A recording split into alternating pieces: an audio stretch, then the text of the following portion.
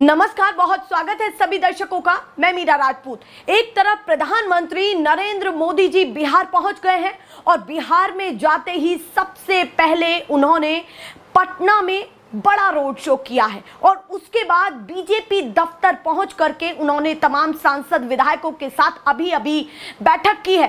पर इस बीच में एक और बड़ी खबर निकल करके सामने आई और एक चिंताजनक जो बीजेपी और बीजेपी के गठबंधन के लिए शायद बड़ी मुसीबत भी साबित हो सकती है। क्या हुआ है? बीजेपी के गठबंधन में से एक के बाद एक इस्तीफे हो रहे हैं। ये महत्वपूर्ण हो जाता है कि जब नरेंद्र मोदी जी बिहार का दौरा कर रहे हैं उस बीच में किन नेताओं ने इस्तीफा दिया है या उनकी खबर निकल करके सामने आई है। हालांकि ये इस्तीफा पहले ही दे दिया है, पर फिर जैसे ही नरेंद्र मोदी जी पहुंचे हैं उसके बाद ये खबर काफी तेज हो गई है। आप सोचिए, धड़ाधड़ इस महीने में एक के बाद एक इस्तीफे और अभी भी जब नरेंद्र मोदी जी बिहार पहुंचे हैं अभी भी इस्तीफों का नाम खत्म नहीं हो रहा है।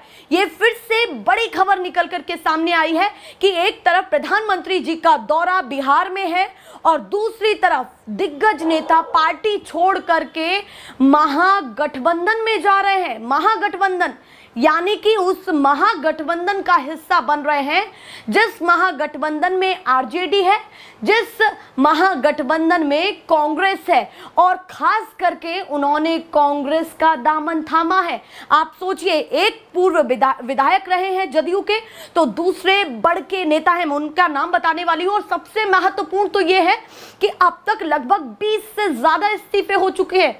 तो सबसे महत्वपूर्ण चीज यह है कि बीजेपी की डगर प्रधानमंत्री नरेंद्र मोदी जी के जाने के बाद आसान होने वाली है या फिर जो ये इस्तीफे धड़ाधड़ हो रहे हैं ये बड़ी चुनौती दे रहे हैं। आप सोचिए, बड़ा झटका मिल रहा है और ये विपक्ष के लिए सबसे अहम खबर है कि उनकी पार्टी पर, उनके गठबंधन पर विश्वास किया जा रहा है, जबकि बीजेपी में इतने बड़े बड़े नेता हैं, नरेंद्र मोदी जी जैसे बड़े बड़े नेता और भी तमाम नेता हैं, उसके बावजूद सत्ता में पार्टी है, राज्य में पार्टी है और केंद्र में पार्टी है, उसके बाद नेता जा रहे हैं। आप सोचिए, चुनाव से ठीक पहले ये तस्वीरें क्या कहती हैं। कुछ नेता तो जदयू को छोड़ करके उन्होंने दूसरी उस पार्टी को भी पसंद किया जो अभी खड़ी हुई है, यानी कि प्रशांत किशोर की जन स्वराज पार्टी। आप सोचिए कि जदयू पर विश्वास नहीं है, पर जदयू के अलावा और तमाम पार्टियों पर विश्वास है। जो पार्टी पहली बार विधानसभा चुनाव में उतरेगी, प्रशांत किशोर की पार्टी, उस पार्टी पर भी भरोसा है, पर वो जदयू और बीजेपी के गठबंधन से दूर जा रहे हैं। वजह क्या है पता है? वक्फ कानून को लेकर के। आप सोचिए, वक्फ कानून को लेकर के एक के बाद एक इस्तीफे हो रहे हैं। उस बिल को लेकर के एक के बाद एक इस्तीफे हो रहे हैं। बड़े नेता जदयू को छोड़ रहे हैं। जदयू की एक भारी भरकम नींव है अल्पसंख्यक समाज और मुस्लिम समुदाय उन पर भरोसा करता आया है। और नीतीश कुमार कोई कार्यक्रम नहीं छोड़ते हैं, मुस्लिम समाज से जुड़ने का कोई कार्यक्रम नहीं छोड़ते हैं। आप सोचिए, बीजेपी के गठबंधन में हैं और अभी भी उन्होंने हर कार्यक्रम में शिरकत कर ये जताया कि मुस्लिम समुदाय उनके लिए कितना जरूरी है, पर वो मुस्लिम समुदाय पूरी तरीके से नीतीश कुमार को नकार रहा है। तो नीतीश कुमार क्या कमजोर पड़ चुके हैं और काफी कमजोर हो चुके हैं, जिसका अंदाजा उन्हें नहीं है। क्योंकि आप सोचिए, 20 से ज्यादा नेताओं के इस्तीफे, ये तो एक तरीके से आप सोचिए कि एक नेता जिसके पीछे हजारों कार्यकर्ता होंगे और वो 20 नेता, उन 20 नेताओं के पीछे आप सोचिए, एक नेता के पीछे अगर हम कम से कम भी मान ले तो 1000, और अगर 20 नेता तो 20,000 कार्यकर्ताओं का टूटना। उसके साथ साथ ये महत्वपूर्ण हो जाता है कि जब नरेंद्र मोदी जी बिहार का दौरा कर रहे हैं उस बीच में किन नेताओं ने इस्तीफा दिया है या उनकी खबर निकल करके सामने आई है। हालांकि ये इस्तीफा पहले ही दे दिया है, पर फिर जैसे ही नरेंद्र मोदी जी पहुंचे हैं उसके बाद ये खबर काफी तेज हो गई है। सबसे पहले मैं आपको खबर दिखाती हूं, देखिए क्या लिखा हुआ है न्यूज़ 18 ने। बिहार विधानसभा चुनाव से पहले जनता दल यूनाइटेड को छोड़ने वाले नेताओं की फहरिस्त लंबी होती जा रही है। इसी कड़ी में में नीतीश कुमार की पार्टी जनता दल यूनाइटेड के 2 नेताओं ने कांग्रेस ज्वाइन कर लिया है। इनमें जदयू के नेता हाजी परवेज सिद्दीकी और जदयू के पूर्व विधायक सुरेश चंचल को कांग्रेस प्रदेश अध्यक्ष राजेश राम ने पार्टी की सदस्यता दिलाई। बता दें कि हाजी मोहम्मद परवेज अल्पसंख्यक आरक्षण मोर्चा के राष्ट्रीय अध्यक्ष थे, आप सोचिए। वहीं सुरेश चंचल जदयू के पूर्व विधायक रह चुके हैं। जिन्होंने पार्टी को छोड़ा है उनके पद को बताया जा रहा है यहाँ पे। बता दें कि केंद्र सरकार के लाए गए वक्फ बिल के विरोध में हाजी मोहम्मद परवेज सिद्दीकी ने इस्तीफा दे दिया था। आज कांग्रेस के मिलन समारोह में परवेज के साथ बड़े संख्या में कार्यकर्ताओं ने कांग्रेस की सदस्यता ग्रहण की। बता दें कि जेडीयू नेता होने के बावजूद सिद्दीकी ने पार्टी के फैसले से इतर वक्फ कानून के खिलाफ 7 अप्रैल को सुप्रीम कोर्ट में याचिका दायर की थी, जो सियासी गलियारों में काफी दिनों तक चर्चा का विषय बना हुआ था। वक्फ बिल के विरोध में दिया था इस्तीफा, आगे ये भी मेंशन है।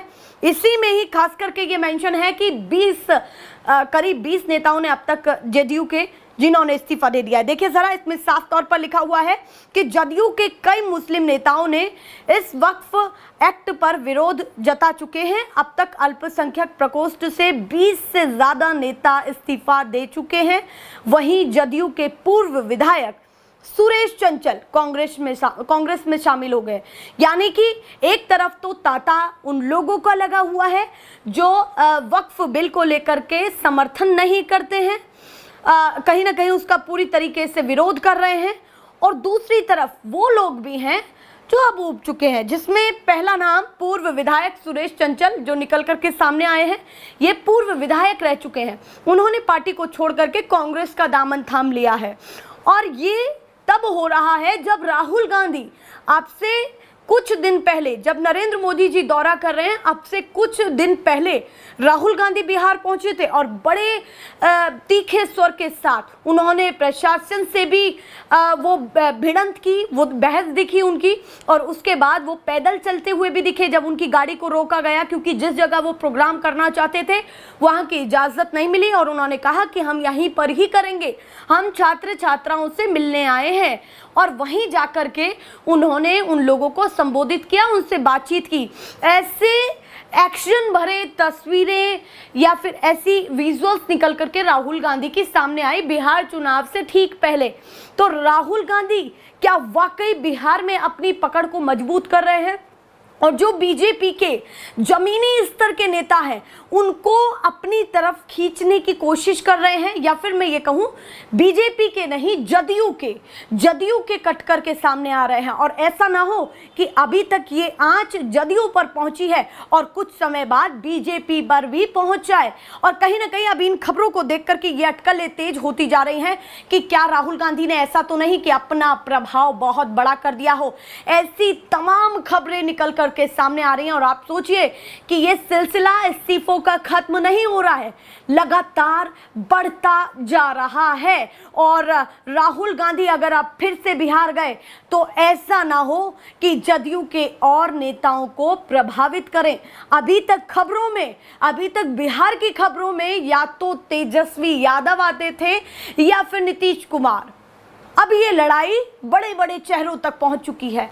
नरेंद्र मोदी जी एक तरफ हैं तो वहीं राहुल गांधी जी हैं। दोनों आमने सामने बिहार की जनता के सामने अपने मुद्दों को रख रहे हैं, अलग अलग वर्ग से मिल रहे हैं। राहुल गांधी ये कहते हुए दिखते हैं कि दलित जो समुदाय है या अल्पसंख्यक समुदाय है या जो आदिवासी है उनके हक को मैं दिला करके रहूँगा और ये मेरी पहली प्रायोरिटी है। वहीं नरेंद्र मोदी जी अपनी रणनीतियों को लेकर के आगे चल रहे हैं केंद्र की। तो होने क्या वाला है, बीजेपी के लिए बड़ा खतरा इसलिए है कि जब अगर जदयू कमजोर हो रहा है तो उनके पास उनकी नैया संभालने के लिए अब अगला कौन होगा? जीतन राम मांझी।